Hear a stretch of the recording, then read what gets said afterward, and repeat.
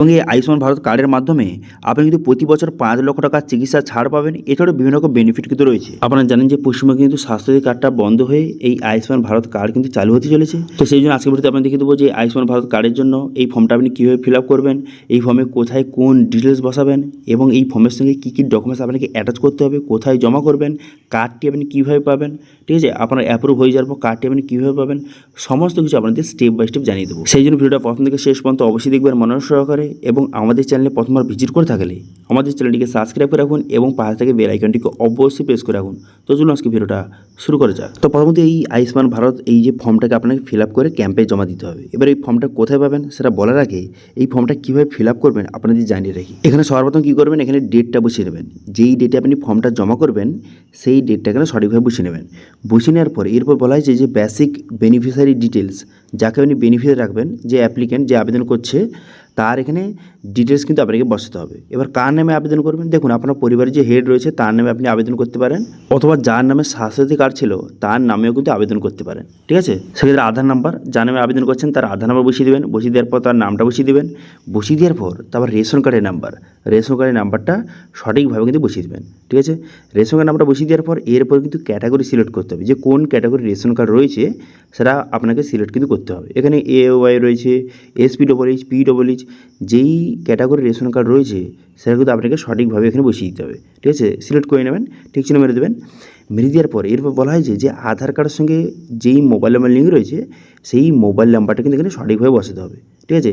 তো সেই জন্য আপনার আধার কার্ডের সঙ্গে যেই মোবাইল নাম্বার লিঙ্ক রয়েছে সেই মোবাইল নাম্বারটা বসিয়ে দেবেন। বসিয়ে দেওয়ার পর জেন্ডার, এখানে জেন্ডারটা সিলেক্ট করবেন। জেন্ডারটা সিলেক্ট করে নেওয়ার পর তারপর ডেট অফ বার্থ, এখানে ডেট অফ বার্থটা আপনি সঠিকভাবে বসিয়ে দেবেন, ঠিক আছে। যার নামে আপনি আবেদন করছেন তার ডিটেলসগুলি একে একে আপনাকে বসাতে হবে।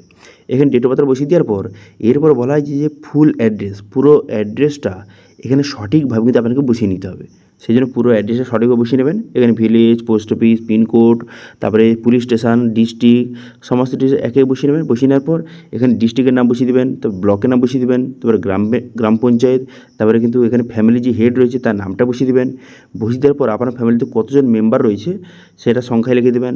লিখে দেওয়ার পর তারপরে এখানে প্যান কার্ডের নাম্বার, এখানে কিন্তু প্যান কার্ডের নাম্বারটা সঠিকভাবে কিন্তু বসিয়ে দেবেন, ঠিক আছে। আপনি যার নামে আবেদন করছেন তার ডিটেলস একে একে এইভাবে আপনি বসিয়ে দেবেন। এরপর এখানে বলে দেওয়া হয়েছে যে বর্তমানে কিন্তু ইলেকটোরাল ডিটেলস কিন্তু আপনাকে বসাতে হবে, অর্থাৎ আপনি যার নামে আবেদন করছে সে যদি 18+ হয়ে থাকে সেক্ষেত্রে তার এপিক কার্ডের নাম্বার অর্থাৎ ভোটার কার্ডের নাম্বার কিন্তু বসিয়ে দেবেন। বসিয়ে দেওয়ার পর অ্যাসেম্বলি নেম অর্থাৎ বিধানসভা ক্ষেত্রের নামটা বসিয়ে দেবেন। তারপরে পার্ট নাম্বার অর্থাৎ যে বুথ নম্বরটা সেটা বসিয়ে দিতে হবে।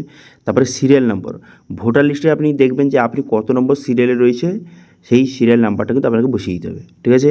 বসিয়ে দেওয়ার পর এরপর বলা হয়েছে স্বাস্থ্যসাথী কার্ড ডিটেলস, এখানে স্বাস্থ্যসাথী কার্ড যদি থেকে থাকে সেক্ষেত্রে সেই কার্ডের নাম্বারটা আপনাকে সঠিকভাবে বসিয়ে দিতে হবে, ঠিক আছে। আপনার পরিবারে যদি স্বাস্থ্যসাথী কার্ড থেকে থাকে তার নাম্বারটা বসিয়ে দেবেন।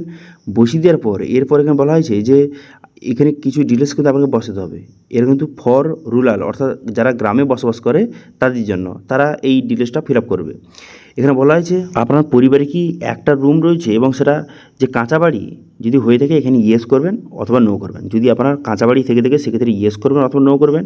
এরপর বলা হয় যে আপনার যে পরিবারে কোনো রকম অ্যাডাল্ট মেম্বার নেই যার কিন্তু বয়স যে 16 থেকে 59 বছরের মধ্যে, এরকম কোনো প্রাপ্তবয়স্ক কেউ নেই।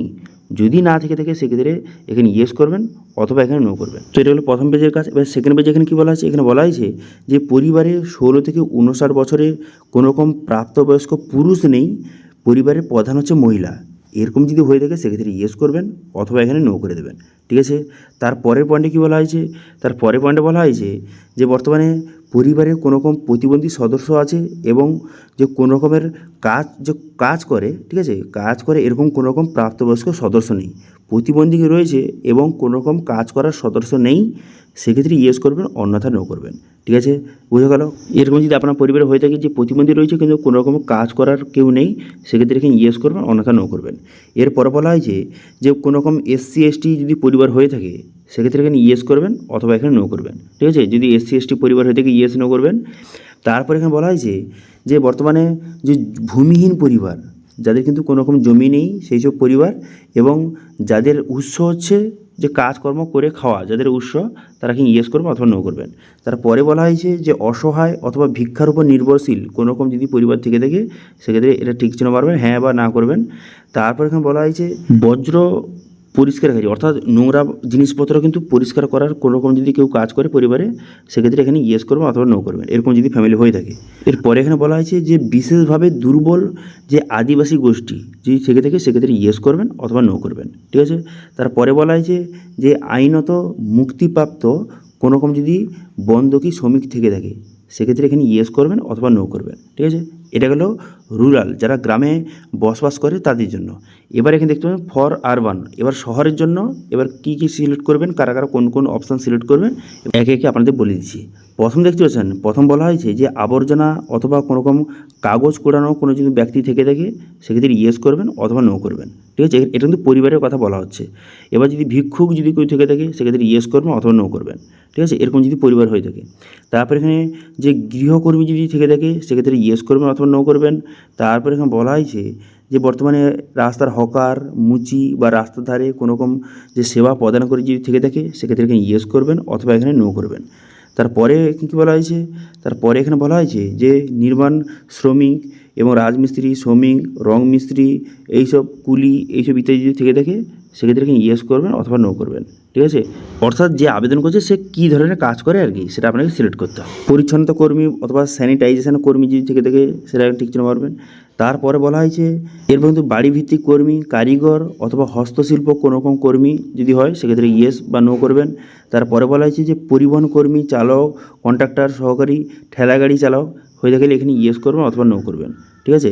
তারপরে কী বলা হয়েছে, তারপর বলা হয়েছে যে দোকানের কর্মী, সহকর্মী, পিয়ন, ডেলিভারি সহকারী, এর ওয়েটার, এরকম যদি থেকে থাকে, সেক্ষেত্রে এখানে ইয়েস বা নো করবেন, ঠিক আছে। এবার আপনার মধ্যে আপনি কোন কাজটি করেন, তার মধ্যে সেটা ঠিক চিহ্ন মারতে হবে। তারপরে বলা হয়েছে কোনো ইলেকট্রিশিয়ান, তারপরে মেকানিক, তারপরে এর মেরামত কর্মী, এরকম যদি হয়ে থাকে ইয়েস নো করবেন। তারপরে বলা হয়েছে যে ধোপা যদি হয়ে থাকে, সেক্ষেত্রে এখানে ইয়েস বা এখানে নো কিন্তু করবেন, ঠিক আছে। এবার আপনি যেই কাজটি করেন, সেটা কিন্তু এখানে ঠিক চিহ্ন মারতে হবে। ওকে, বোঝা গেল। শহরের জন্য বলে দিলাম এবং গ্রামের জন্য বলে দিলাম। এবার অ্যাডিশনাল ইনফরমেশান বসাতে হবে। সেক্ষেত্রে এটা কিন্তু যে শহর গ্রাম উভয় ক্ষেত্রে প্রযোজ্য। পরিবারে যদি 70 উপরে যদি কোনো ব্যক্তি থেকে থাকে, সেক্ষেত্রে এখানে ইয়েস করবেন অথবা এখানে নো করবেন, ঠিক আছে। এরপরে বলা হয়েছে যে আপনার পরিবারে কোনো রকম আশাকর্মী কি রয়েছে, আশা বা অঙ্গনওয়াড়ি কোনো রকম কর্মী রয়েছে, যদি থেকে থাকে এখানে ইয়েস করবেন অথবা এখানে নো করবেন, ঠিক আছে। এরপর এখানে বলা হয়েছে যে ক্রাইটেরিয়া চেক, এখানে বলা হয়েছে যে আপনার ফ্যামিলির ইনকাম যদি বাৎসরিক ইনকামটা 8 লক্ষ টাকার বেশি হয়, সেক্ষেত্রে ইয়েস করবেন অথবা নো করবেন। তারপর বলা হয়েছে পরিবারে কোনো রকম সদস্য যে আয়কর কি দেয় অথবা ইনকাম ট্যাক্স দেয়, যদি দিয়ে থেকে ইয়েস করবেন অথবা নো করবেন। তারপর এখানে বলা হয়েছে যে এসআইআর 2000 ভোটার তালিকায় ASDD তালিকায় কি কারোর নাম রয়েছে, যদি থেকে থেকে ইয়েস করবেন অথবা নো করবেন। তারপরে এসআইআর থেকে কারোর নাম বাদ পড়ে গেছিলো, এবার ট্রাইব্যুনালে কেউ যদি আবেদন করে থাকে, সেক্ষেত্রে ইয়েস করবেন অথবা নো করবেন। কেউ যদি সিএতে অ্যাপ্লিকেশন করে থাকেন, সেক্ষেত্রে ইয়েস করবেন অথবা নো করবেন। তারপরে বলা হয়েছে যে অন্নপূর্ণা যোজনা থেকে কারোর নাম কি বাদ পড়ে গেছে, ঠিক আছে, অন্নপূর্ণা যোজনা বেনিফিশিয়ারি থেকে কারোর নাম বাদ হয়ে গেছে, সেক্ষেত্রে এখানে ইয়েস করবেন অথবা এখানে নো করবেন, ঠিক আছে। তো এটা ফিল আপ হয়ে যাওয়ার পর তার পরে পেজে চলে আসবেন। পরে পেজে চলে আসার পর এখানে টিক চিহ্ন মারবেন, ডিক্লারেশন টিক চিহ্ন মারবেন, মেরে দেওয়ার পর এখানে যে আবেদন করছে তার কিন্তু সিগনেচার করে দেবেন এখানে, ঠিক আছে। সিগনেচার হয়ে যাওয়ার পর তারপর আপনি কী করবেন, তারপর কিন্তু এগুলো যে রিসিভ লেখা রয়েছে, এটা কিন্তু আপনাকে ফিল আপ করার কোনো রকম দরকার নেই। এটা কিন্তু অফিস আপনার ফর্মটা জমা নেওয়ার পর এখানে কিছু ডিটেলস লিখে দেবে, লিখে দেওয়ার পর এটা কেটে আপনাকে দিয়ে দেবে। এই যে রিসিপ্টটা, এটা কিন্তু কেটে আপনাকে প্রোভাইড কিন্তু করে দেবে, ঠিক আছে। সেই জন্য এটা আপনাকে ফিল আপ করার কোনো রকম প্রয়োজন নেই, এটা অফিস ফিল আপ করে আপনাকে কেটে দেবে, কেটে এই রিসিপ্টটা আপনাকে প্রোভাইড করবে, ঠিক আছে। আচ্ছা, এরপরে চলে আসবেন, এটাও কিন্তু আপনাকে কোনো রকম ফিল আপ করার দরকার নেই, এটাও কিন্তু অফিস ফিল আপ করবে, ঠিক আছে। ব্যাস, আপনার কাজ শেষ হলো। এরপর আপনি কী করবেন, এরপর কিন্তু এই ফর্মের সঙ্গে কী কী ডকুমেন্টস অ্যাটাচ করবেন। দেখুন, সবার কিন্তু যে আধার কার্ড, সবার প্যান কার্ড, সবার রেশন কার্ড, সবার ভোটার কার্ড এবং কাস্ট সার্টিফিকেট থেকে থেকে সেটা আপনাকে অ্যাটাচ করতে হবে এর সঙ্গে, ঠিক আছে।